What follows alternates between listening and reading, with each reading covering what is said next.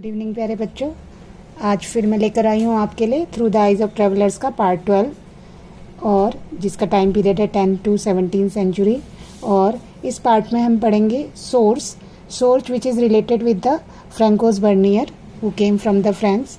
और उसके जो भी रिटन डॉक्यूमेंट्स थे उसमें उसने कंपेयर किया था इंडिया को अपने यूरोप से।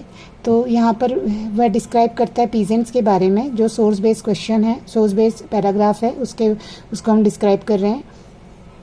Poor peasant, an excerpt from Bernier's description of peasantry in the country side. अब उसने अपनी जो उसका डिस्क्रिप्शन है उससे लिया गया है किसके लिए, पीजेंट्री का, किसानों की डिस्क्रिप्शन किया गया है। अब वो कह रहा है कि जो बहुत ज़्यादा जो एक बहुत बड़ा पार्ट है हिंदुस्तान के साम्राज्य का, many are little most than sand or barren mountains. उसमें बता रहा है कि बहुत सारे तो छोटे छोटे सैंड रेतीले हैं और कुछ बंजर पहाड़ हैं, और badly cultivated and thinly populated, बुरी तरह से कल्टीवेट किया जा चुका है उसे, और बहुत ही कम लोग वहाँ पर रहते हैं। Even a considerable portion of the good land remains untilled for want of labours. और केवल कुछ ही अच्छी ज़मीन किसानों के लिए, लेबर्स के लिए छोड़ी गई है वहाँ पर। Many of whom perish in consequences of the bad treatment they experience for governors। और उसमें से बहुत सारी ज़मीन खराब हो चुकी है क्योंकि उसके जो गवर्नर्स हैं उन्होंने उसका अच्छा ट्रीटमेंट नहीं किया है, बुरा ट्रीटमेंट की वजह से। The poor people when they become incapable of discharging the demand of their rapacious lords are not only often deprived of the means of subsistences but are also made of loss their children. अब वो कह रहे हैं कि जब जो ये छोटे छोटे पुअर लोग, गरीब लोग होते हैं, जब वो अपने लालची, रेपेशियस मीन्स लालची जो मालिक हैं उनकी डिमांड्स को पूरा नहीं कर पाते हैं, तो अपने जो सर्वाइवल है उसके सोर्स से तो जाते हैं, डिप्राइव्ड होते हैं, मतलब उसको तो उन्हें छोड़ना ही पड़ता है। बट उन्हें अपने बच्चों से भी का भी लॉस होता है, बच्चों को वो स्लेव्स की तरह यूज़ करते हैं। कौन यूज़ करते हैं? उनके मालिक, उनके लैंडलॉर्ड्स या उनके जमींदार जो भी हैं, राजा है, वो उनके बच्चों को ले लेते हैं। Thus it happens that the peasantry driven to despair by so excessive a tyranny abandon the country। और इस वजह से क्या होता है, जो किसान हैं वो बहुत ज़्यादा डिसअपॉइंट हो जाते हैं। किस वजह से? बहुत ज़्यादा जो अत्याचार है, टायरनी मीन्स अत्याचार, अबेंडन द कंट्री में बहुत ज़्यादा अत्याचार है, उस वजह से वो लोग बहुत ज़्यादा डिसअपॉइंटेड है। In this instance Bernier was participating in contemporary debates in Europe concerning the nature of state and society, and intended this description of Mughal India would serve as a warning to those who did not recognize the merit of private property। अब ये जो ये description है, इस description को वो debate में use करते हैं। बार्नियर कब यूज़ करते हैं, किसके साथ? यूरोप में हो रही है वो डिबेट, यूरोप में डिबेट के तौर पर उसे प्रेजेंट करते हैं। और किस चीज़ को? जिससे कि गवर्नमेंट का एक नेचर है, गवर्नमेंट के नेचर को, कि जो बिल्कुल अपना होल्ड रखते हैं प्रॉपर्टीज़ पर और सोसाइटी पर। और वो डिस्क्राइब करते हैं मुग़ल इंडिया को कि ये एक वार्निंग की तरह काम किया जाए कि जो भी ये प्राइवेट प्रॉपर्टी को नहीं, उसकी वैल्यू नहीं समझेंगे, तो ये उसकी मेरिट्स को नहीं समझेंगे, तो वहाँ पर ऐसे ही हालात होंगे। For instance, Abdul Fazl, the 16th century official chronicler of Akbar's reign, describes the land revenue as remuneration of sovereignty, a claim made by the ruler on his subject for the protection he provided rather than as rent on land he owned. अब वो बताते हैं कि यहीं पर अबुल फजल 16th century के जो Chronicle writer हैं, मतलब कि जो डेली अपडेट करते हैं, मतलब कि रिटर्न नोट्स बनाते हैं, अकाउंट लिखते हैं अकबर के राज्य में, वो इस लैंड रिवेन्यू को एज अ सोवेरिनिटी, मतलब आपको रिपब्लिक बनना है, आपके देश को फ्रीडम चाहिए, आपके पार्ट को, राज्य को फ्रीडम चाहिए, और राजा उसकी प्रोटेक्शन करेगा, आपके फ्रीडम की, आपकी सोवेरिनिटी की प्रोटेक्शन करेगा। उसके बदले आप राजा को एज अ रेमुनरेशन ये लैंड रिवेन्यू देंगे, ठीक है। और रेंट नहीं है, रेंट के बजाय लैंड रिवेन्यू इसका नाम दिया गया। It is possible that European traveller regarded such claims as rent because land revenue demands were often very high. हो सकता है कि जो यूरोपियन ट्रैवलर हैं उन्होंने इस लैंड रेवेन्यू को रेंट कहा हो, क्योंकि ये बहुत ज़्यादा हाई रेट में था। तो ये एक सोर्स है, सोर्स में ही डिस्क्राइब किया गया है कि बर्नियर क्या सोचता है, और उसके बाद इसका क्लैरिफाई किया गया है कि अबुल फैजल ने उसको एक लैंड रिवेन्यू की तरह देखा गया है जो कि राजा को दिया जा रहा है बिकॉज ऑफ देयर प्रोटेक्शन। ये कोई गलत चीज़ नहीं है।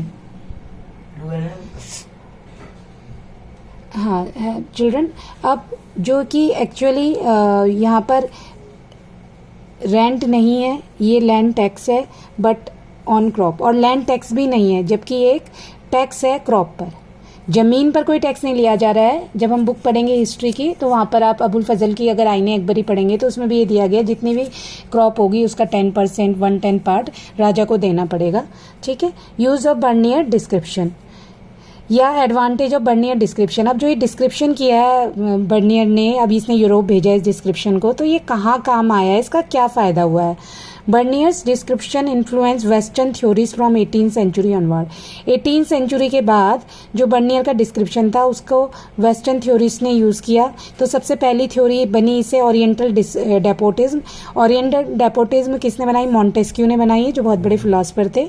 ठीक है। The French philosopher Montesquieu use this account to develop the idea of oriental despotism. ये क्या है oriental despotism? According to which rulers in Asia, the Orient of the East, enjoyed absolute authority over their subject who were kept in condition of subjugation and poverty. अब ये जो इन्होंने oriental despotism में एक theory का उन्होंने derive करा है, किसने? मॉन्टेस्क्यू ने। ये एमसीक्यू बन सकता है इसमें। तो मॉन्टेस्क्यू कहते हैं कि ये जो थ्योरी आई है ये एशिया से आई है, और जहाँ के जो राजा हैं, अथॉरिटी हैं, वो अपनी सब्जेक्ट पर पूरा कंट्रोल रखते हैं, और वो ये कहते हैं कि उन्होंने अपनी प्रजा को, देयर सब्जेक्ट को कैसे रखा है? बिल्कुल कंट्रोल में रखा है और गरीबी में रखा है। Arguing that all land belong to the king, that private property was not existed. और वो ये भी कहते हैं कि सारी की सारी जो ज़मीनें हैं वो राजा की हैं और कोई भी प्राइवेट प्रॉपर्टी वहाँ नहीं थी।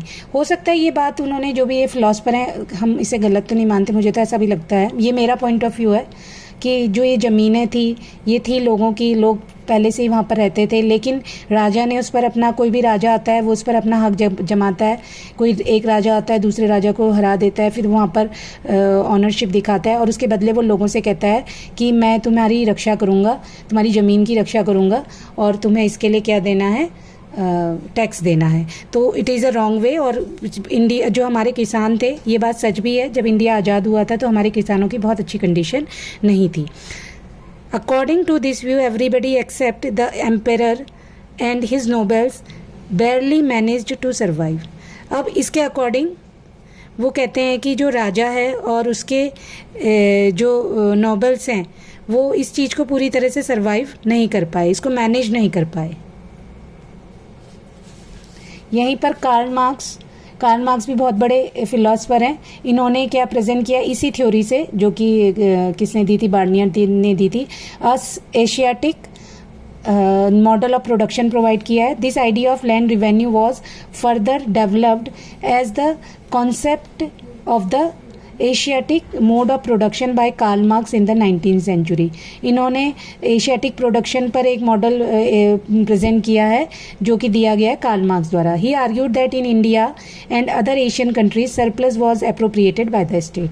वो कहते हैं कि इंडिया और दूसरी एशियन कंट्रीज में जितना भी सरप्लस होता है वो गवर्नमेंट द्वारा, स्टेट का मतलब यहाँ पर गवर्नमेंट से, गवर्नमेंट उसका अप्रोप्रिएशन कर देती है, और इससे क्या होता है? This led to the emergence of autonomous and egalitarian village communities. अब वो कहते हैं इससे, वो ये सरप्लस जो है सरकार इसलिए ले रही है कि जो ये टाउन है, जो विलेज कम्युनिटीज़ हैं, वो ऑटोनॉमस बन जाए, फ्री हो जाए, सिर्फ थोड़ा सा टैक्स देना, उनका ये मानना है टैक्स देना है, और उसके बाद वो फ्री हो जाएंगे। इगेलिटेरियन मीन्स कि एक फिक्स्ड अमाउंट उनके पास रहने के बाद जितना भी एक्स्ट्रा अमाउंट है वो किसके पास चला जाएगा?